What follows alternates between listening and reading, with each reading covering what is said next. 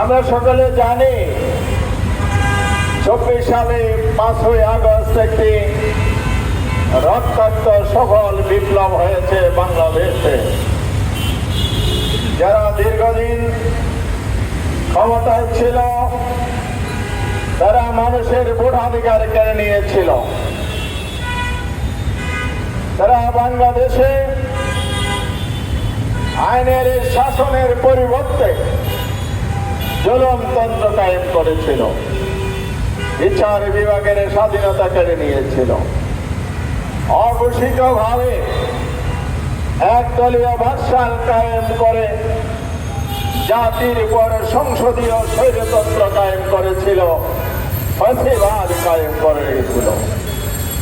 জুলুম, নির্যাতন, গুম, খুন, অত্যাচার, ভোটাধিকার হরণের প্রতিবাদে বাংলাদেশের ছাত্র জনতা সেদিন ঐক্যবদ্ধ আন্দোলনে নেমেছিল। 5 তারিখ জনতার অভূতপূর্ব প্রত্যানের মধ্য দিয়ে তৎকালীন ফ্যাসিবাদী শাসন ব্যবস্থার পতন ঘটেছিল। ফ্যাসিবাদী শাসক দেশ ছেড়ে পালিয়েছিল। 1 নম্বর, বিগত সরকার দেশে যে অপশাসন জারি করেছিল, সংবিধানকে তছনছ করে দিয়েছিল। সাংবিধানিকভাবে ফ্যাসিবাদ কায়েমের রাস্তা মুক্ত করেছিল। সেই রাস্তা বন্ধ করার জন্য ওনারা সংস্কার করবেন। বাংলাদেশকে অন্ধকার যুগ থেকে আলোর পথ দেখাবেন। নতুন বাংলাদেশ গড়ার স্বপ্ন জাতিকে দেখে গেছে। দ্বিতীয় কমিটমেন্ট সরকারের গণহত্যাকারীদের বিচার করবে। তৃতীয় ছিল সংস্কারের ভিত্তিতে উৎসবমুখর পরিবেশে একটি জাতীয় নির্বাচন উপহার দেবেন। আমরা আশাবাদী ছিলাম। 11টি সংস্কার কমিশন সরকার গঠন করেছে। তন্মধ্যে মৌলিক সংস্কারের জন্য 6টি কমিশন নিয়ে একটি ঐক্যমত কমিশন গঠন করেছিল। সেই ঐক্যমত কমিশনের সভাপতি হলেন অন্তর্বর্তীকালীন সরকারের মাননীয় প্রধান উপদেষ্টা প্রফেসর ডক্টর ইউনূস, সহসভাপতি professor doctor Ali Riaz. Doctor Yunus সাহেব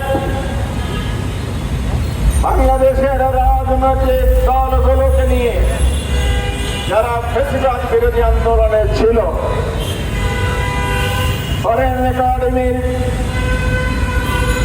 হলরুমে বসে উদ্বোধন করেছিলেন। আর সংস্কার কমিশন 166টি সংস্কারের প্রস্তাব দিয়েছে রাজনৈতিক দলগুলোকে। রাজনৈতিক দলের সাথে প্রথম পর্বে দফায় দফায় দল ভিত্তিক বৈঠক করেছে। সেখানে কিছু ঐক্যমত হয়েছে, আমরা এই সংস্কারগুলো করব। 19টি জায়গা ছিল যেখানে ঐক্যমত হয়নি, যার কারণে দ্বিতীয় দফা সম্মিলিতভাবে সকল রাজনৈতিক দলের সাথে জাতীয় ঐক্যমত কমিশন বৈঠক করেছে। 19টি সংস্কারের যে ধারা ছিল সেখানে বেশ কিছু মৌলিক সংস্কার, সাংবিধানিক সংস্কারের বিষয় ছিল। বাংলাদেশ জামাত ইসলামী সহ বাংলাদেশের অধিকাংশ রাজনৈতিক দল এই মৌলিক সংস্কারের প্রশ্নে ঐক্যমত হয়েছে। কারণ আমরা যেখানে বসেছি দলীয় স্বার্থ এজেন্ডা নিয়ে বসি নাই। আমরা সংস্কার কমিশনে বসেছিলাম বাংলাদেশের জাতীয় স্বার্থ এবং দেশের স্বার্থের জন্য। সেই 19টির মধ্যে আমরা ঐক্যমত হয়েছি।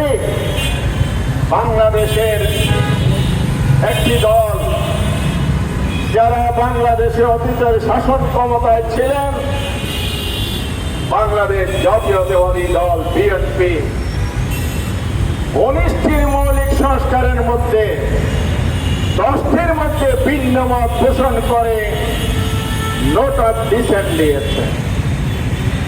সেদিন আমরা আহ্বান করছিলেন গণমাধ্যম কর্মীদের প্রশ্নের জবাবে সংস্কার কমিশনের হাউজে ওনারা বলেছিলেন এটা আমার দলীয় স্ট্যান্ড। তাহলে ওনারা জাতীয় স্বার্থে রাজনীতি করে না, দলীয় এজেন্ডা বাস্তবায়ন করা, ব্যক্তিগত স্বার্থ সিদ্ধি করা, বাংলাদেশের উপর আবার ফ্যাসিবাদ কায়েম করার ষড়যন্ত্রে লিপ্ত রয়েছে। সেই কারণে ওরা একমত হতে পারেন নাই। সেই নোট অফ ডিসেন্টের জায়গা কি ছিল জানেন? সেটা ছিল বাংলাদেশে এক নতুন ধারার রাজনীতি পরিবর্তনের লক্ষ্যে মৌলিক সাংবিধানিক সংস্কার করে একটি সুষ্ঠু নির্বাচনের আয়োজন করা। বাংলাদেশে সুষ্ঠু নির্বাচন না হওয়া অতীতের জাতীয় সংকট তৈরি করার মূল কারণ ছিল দলবাদ নির্বাচন কমিশন। এই সংস্কারের মধ্যে আছে স্বাধীন নিরপেক্ষ নির্বাচন কমিশন গঠনের জন্য এই সাংবিধানিক প্রতিষ্ঠান নিয়োগে, কমিশন নিয়োগে সেপারেট কমিশন গঠন করা, নির্বাহী বিভাগ কর্তৃক প্রস্তাব দিয়ে প্রেসিডেন্ট দ্বারা যদি গঠিত হয় সেটা দলীয় স্বার্থ রক্ষা করে অতীতে প্রমাণ হয়েছে। যে কারণে 14 সালে বিনা প্রতিদ্বন্দ্বিতায় সরকার গঠিত হয়েছে বিনা ভোটে। 18 সালে দিনের ভোট রাতে হয়েছে, 26 সালে দামি নির্বাচন হয়েছে। আমরা বলেছি সংস্কার হচ্ছে একটি নিরপেক্ষ নির্বাচন গঠন করতে হলে সাংবিধানিক প্রতিষ্ঠান হিসাবে একটা নিরপেক্ষ কমিটি গঠনের মাধ্যমে এই কমিশন গঠন করতে হবে। ওনারা বলেছেন সংবিধানের 48 ধারা অনুযায়ী প্রধানমন্ত্রীর প্রস্তাবে নির্বাচন কমিশন গঠন হবে। অর্থাৎ দলীয় পছন্দের কমিশন গঠন হলে নির্বাচন কি নিরপেক্ষ হতে পারে? হতে পারে না। ওনারা এখান থেকে বেরিয়ে আসতে পারে নাই। বাংলাদেশে এক কক্ষ বিশিষ্ট পার্লামেন্ট আছে। আমরা বলেছি, সকল দল বলেছে বাই ক্যামেরার পার্লামেন্ট, দ্বিকক্ষ বিশিষ্ট পার্লামেন্ট গঠন করা হোক। সবাই একমত হয়েছেন।